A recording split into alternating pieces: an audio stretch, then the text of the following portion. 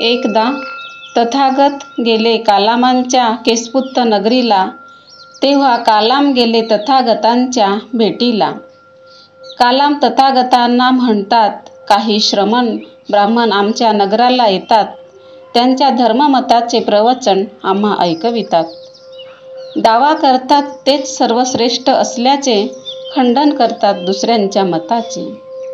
कालाम म्हणतात, तथागता, कोणाचे सत्य कोणाचे असत्य मानावे, हे समजत नाही आम्हाला.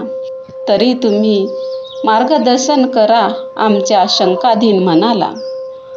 तथागत कालामांना म्हणतात, हे कालामांनो, जे तुम्ही ऐकता पुष्कळ लोक सांगतात म्हणून त्यावर विश्वास ठेवू नका. धर्मपुस्तकात लिहिले आहे म्हणून त्यावर विश्वास ठेवू नका. दुःखात नेणाऱ्या गोष्टीचा त्याग करा.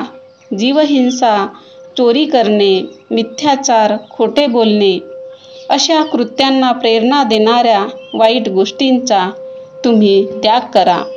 स्वतःच त्याचा अनुभव करा.